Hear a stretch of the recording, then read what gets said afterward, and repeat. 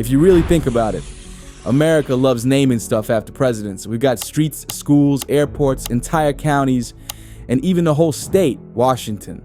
But for some reason, there's no major US city named after a president. And that's kind of odd, don't you think? You'd think at some point, someone would have said, hey, let's call this place Lincoln City, or welcome to Rooseveltville.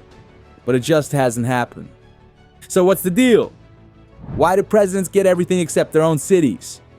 Let's break it down.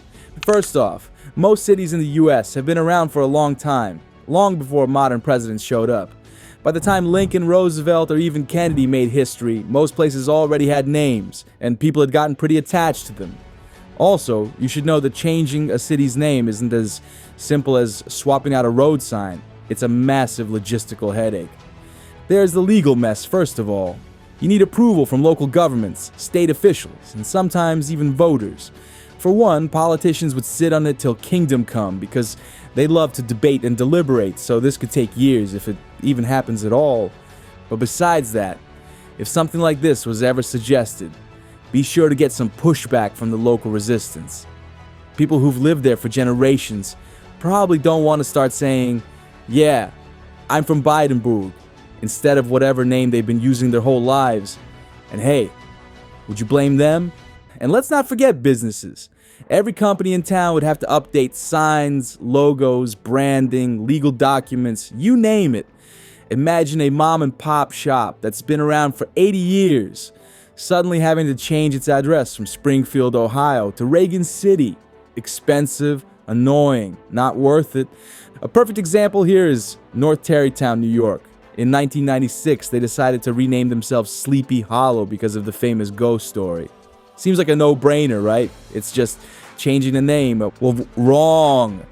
It took years of planning, discussion, and effort just to get it done. And that was for a beloved piece of folklore, not a political figure people might love or hate. I mean, it might sound like a nice tribute or gesture to rename a city after a US president, but we're forgetting that not everybody likes every president. Unlike naming a place after a river, a mountain, or some random explorer, slapping a president's name on a city immediately turns it into a political battlefield. Think about how much controversy already surrounds renaming streets, schools, and buildings after presidents. When cities started renaming streets for Barack Obama, some people were thrilled, while others fought against it. When buildings or parks were named after Donald Trump, it sparked the same kind of heated debates. If people can't even agree on a street name, imagine the chaos that would come from renaming an entire city. Even historical presidents aren't always safe. Take Woodrow Wilson. A century ago, naming something after him wouldn't have raised many eyebrows, but in recent years, his name has been stripped from places like Princeton University's public policy school because of his racist policies. What seemed like a safe choice at one point became controversial later. Now imagine a city named after a president who later falls out of public favor. Would people start pushing to rename it again? Would it turn into an endless cycle of political fights? Most places don't want to deal with that headache, so they just avoid the issue entirely. At the end of the day, naming a city after a president isn't just about honoring history, it's about picking a side. And in a country as politically divided as the US, good luck with that. Besides, presidents already have counties named after them.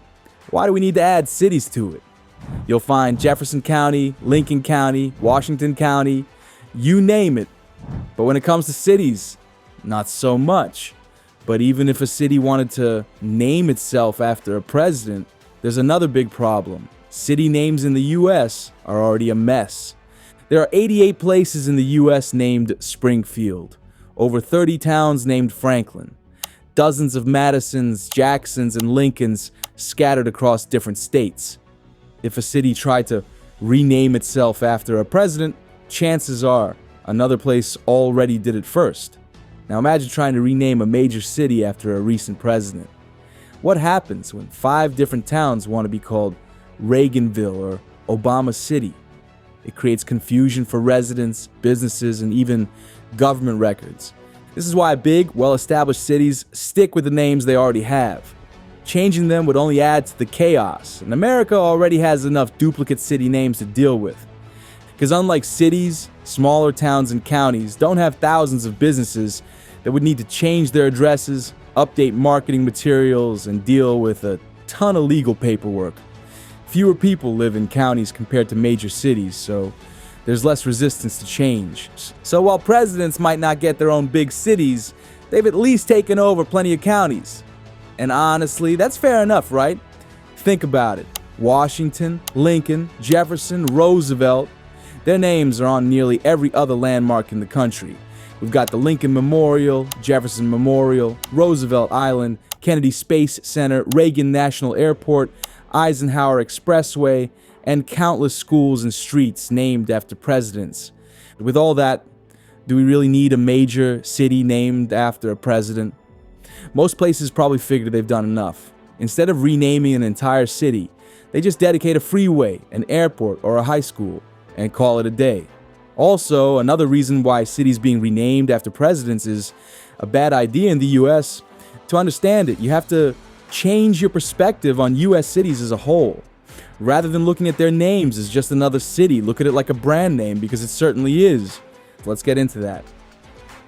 A city's name carries history, culture, reputation, and even economic value. It has deep-rooted meaning. Changing it could completely alter how people perceive the place. Take New York, for example. It's one of the most recognizable city names in the world. Now, imagine if someone decided to rename it Roosevelt City. Tourists would be confused, businesses would panic, and locals would probably riot in the streets.